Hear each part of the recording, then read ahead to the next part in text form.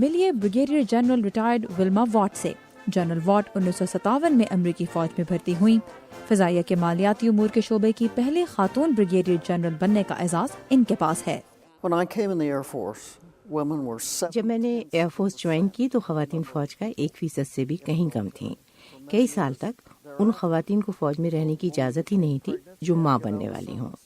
عورتوں کو ایسے بحری اور ہوائی جہازوں پر ڈیوٹی کی اجازت بھی نہیں تھی جو جنگ میں استعمال ہو رہے ہوں۔ اسی لیے نرسوں کے علاوہ فوجی وردی میں ملبوس عورت نہ صرف مرد فوجیوں بلکہ ملٹری کی سویلین خواتین اہلکاروں کے لیے بھی اچنبے سے کم نہ تھی۔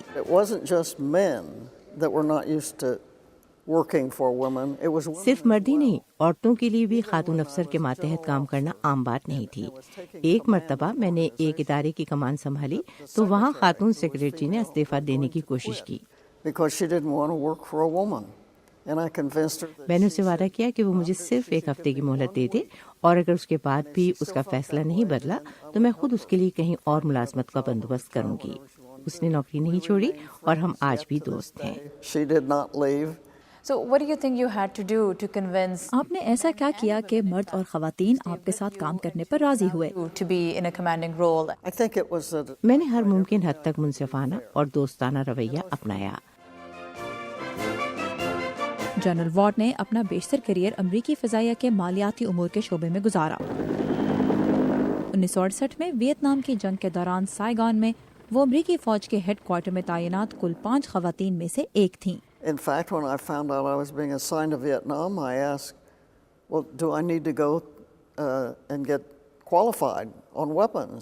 جب مجھے معلوم ہوا کہ مجھے ویتنام بھیجا جا رہا ہے تو میں نے پوچھا تھا کہ کیا مجھے ہتھیار چلانے کی تربیت حاصل کرنی ہوگی۔ انہوں نے کہا کہ اس کی کوئی ضرورت نہیں، لیکن میں نے پھر بھی اپنے بہنوئی سے بندوق چلانی سیکھی کیونکہ میں میدان جنگ میں بغیر ٹریننگ کے نہیں جانا چاہتی تھی۔ اور پھر وہاں میں نے کوئی جنگی یونیفارم نہیں پہنا بلکہ اپنا عام یونیفارم پہنا جو ایک اسکرٹ اور جیکٹ پر مشتمل تھا۔ 1948 سے جاری پالیسی کے مطابق امریکی فوج میں خواتین کی تعداد نہ تو 2% سے تجاوز کر سکتی تھی اور نہ ہی انہیں جنرل یا ایڈمرل کا عہدہ مل سکتا تھا۔ یہ پابندیاں 1967 میں ہٹائی گئیں اور 13 سال بعد ولما واٹ ایئر فورس کے کمپٹرولر آفس کی پہلی خاتون بریگیڈیئر جنرل بنی۔ پروموشن کے موقع پر میرے والد بھی میرے کندھے پر ستارہ لگانے والوں میں شامل تھے۔ میں نے انہیں کسی کو کہتے سنا کہ یہ ان کی زندگی کا سب سے شاندار لمحہ ہے۔ What did that moment mean to you? Well, let me tell you, that meant a lot to me. آج خواتین امریکی فوج کا 15% سے زیادہ ہیں۔ ان پر نہ تو کسی عہدے تک پہنچنے کے دروازے بند ہیں اور نہ ہی کوئی کردار نبھانے پر پابندی۔